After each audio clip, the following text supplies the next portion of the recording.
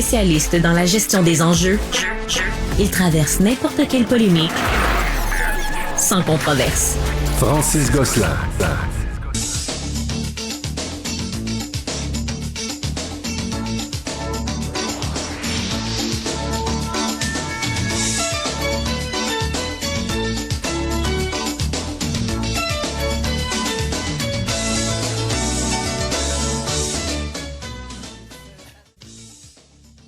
Vous avez certainement reconnu la chanson thème de Salut Bonjour Incroyable. Des années 80. Ça, c'était les années fin 80, oui. Ça? On était un peu plus dans le passé. Mais ça fait du bien d'entendre Ça cette fait mélodie. du bien. C'est drôle, je suis né en 1982, Fred Bastien, et voilà. tu m'aurais... Je sais pas, ça vient me chercher. C'est la version que tu connais de ton enfance. Ça, là, tu sais, mais c'est clair. De manière un peu inconsciente.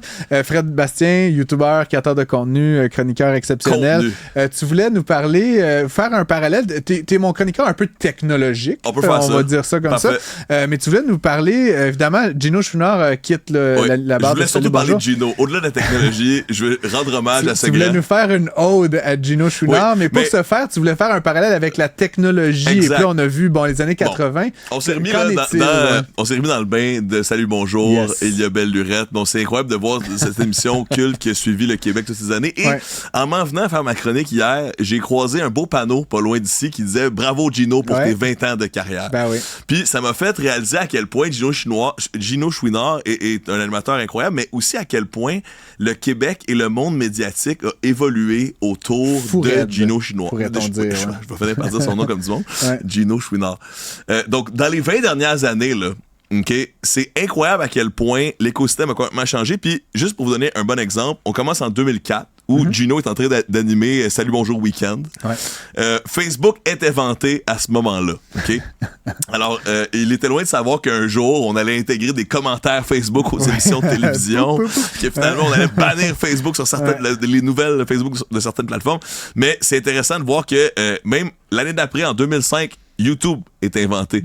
Donc là, on se rappelle, là, c'est 3 gars qui avaient fait fortune grâce à PayPal, qui se sont rendus compte qu'ils n'arrivaient pas à envoyer une vidéo du party de leurs amis. Simplement. Ça n'existait pas de plateforme vidéo. Puis au début, ils gardaient même ça secret, leur projet. Ils disaient, c'est tellement une bonne idée, un site web de vidéo, qu'on peut même pas dire aux gens qu'on est en train de faire un site web de vidéo. Ils ont finalement téléversé le premier vidéo YouTube de l'histoire. C'était une journée au zoo. C'est là aussi où ils t'ont fabriqué, hein, dans leur usine. Exact, dans l'usine de youtubeurs, c'est là qu'ils ont dit on va avoir besoin d'un modèle québécois dans une couple d'années. Là, on avec a besoin... la barbe, la casquette, toute la kit. Exact. On a besoin de quelqu'un qui va représenter le Québec sur toujours les plateformes. Toujours la sacoche en bandoulière. Là, oui, c'est mon modèle. C'est parce que j'ai tous mes outils de travail là-dedans, c'est-à-dire mon téléphone cellulaire. T'es comme un Funko Pop, en fait, dans le fond, quand j'y pense. T'es comme une figurine de vinyle. Je coûte pas mal plus cher, par exemple. Puis moi, c'est pas du plastique, c'est juste du vrai. OK, même chose. Là, Gino est même pas rendu encore à Salut Bonjour la semaine. Il est encore la fin de semaine. On est en 2006. Twitter est lancé. Donc là, qui sera un jour acheté par Elon Musk. Combien il a d'abonnés Twitter, Gino Chouinard? Je peux pas le dire comme ça, mais je demanderai à GPT. On peut le faire sur twitter.com/Gino Chouinard et constater qu'il a 64 000 abonnés. C'est quand même pas rien. En attendant, en 2007, c'est là où finalement il passe à Salut Bonjour la semaine, après toutes ces années de gros travail la fin de semaine. Ouais.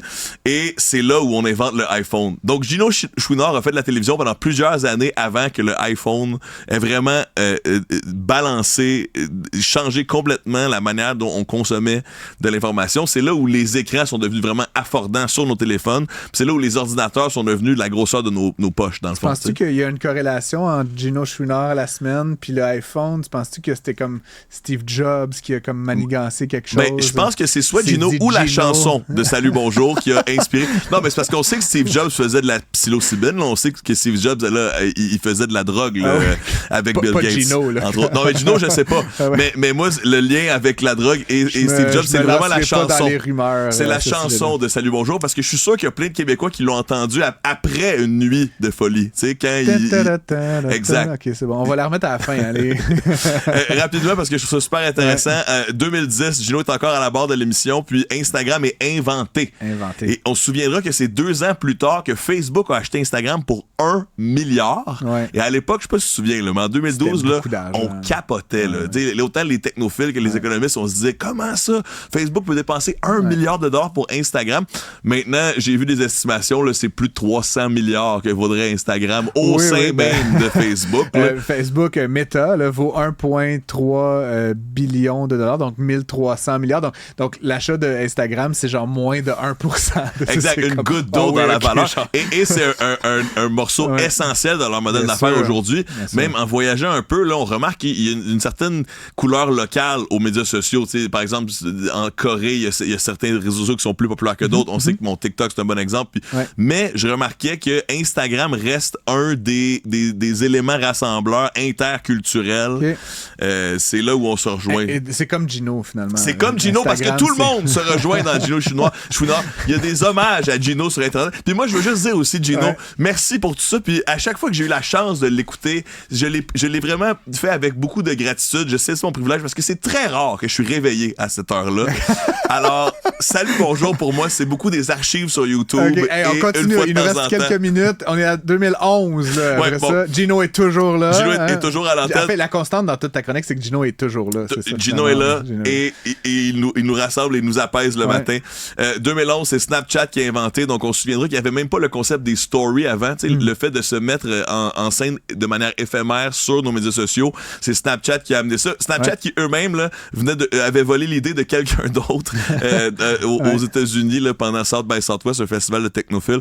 2013, c'est l'explosion de streaming et de Netflix. Bon, en quelle année Netflix avait commencé à faire du streaming, Francis? Je sais pas, quelques années avant. C'était en 2007, mais c'était encore assez marginal. Oui, puis on se souviendra aussi que Netflix, avant de faire du streaming, c'était une compagnie de DVD. Ça, je me rappelle, là, qui tu mail-in, puis tu renvoyais ça. Incompréhensible pour moi, mais ouais. Oui, pour les gens qui nous écoutent qui ont moins de 20 ans, là, oui, on a envoyé nos DVD par la poste. Puis c'était vraiment Netflix. Là. C'est ensuite qu'ils ont eu l'idée de faire un site web pour qu'on puisse aller directement chercher nos vidéos. Puis on se souviendra aussi que Blockbuster n'a pas acheté Netflix alors qu'ils auraient pu le faire à un certain point. Ils ont ri d'eux et finalement... Je pense pas qu'on va se rendre à la fin, Fred Bastien. On fait ça rapidement. Je trouve ça super intéressant. Fais-moi la rafale. 2014. On va encore plus vite. Là, au-delà des médias sociaux, oui, la Apple Watch, ça a changé. On a commencé à avoir plus d'Internet dans notre vie physique. Là. Bon, TikTok qui a enlevé l'hégémonie américaine des médias sociaux extrêmement populaires en Amérique du Nord. Qui essaie de la reprendre d'ailleurs par des voix politiques. Exact. Puis on pourra faire quelques chroniques à cet égard si tu veux, ça me ferait plaisir. Puis sinon, le buzz post-pandémique, c'est-à-dire le fameux métavers. Tu sais, Gino est passé à travers ce buzzword alors que Fortnite existait depuis des années. Moi, je jouais sur le métavers quand j'avais un Xbox au secondaire. C'est juste que... Est-ce qu'il existe une personnalité de Gino genre dans le métavers? Il devrait. Je sais que Mathieu Dugal, chez Radio-Canada, c'était comme un peu cloné. Oui. On devrait cloner Gino Chouinard. Le plus vite possible. Gino, j'espère que... Puis là, bien sûr, c'est lui qui aura ses droits d'image. Là. C'est à Gino.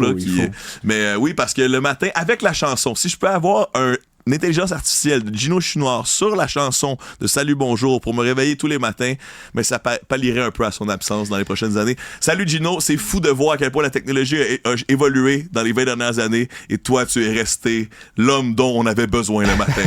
Puis moi, une fois de temps en temps l'après-midi. J'adore. Merci Fred Bastien et à demain.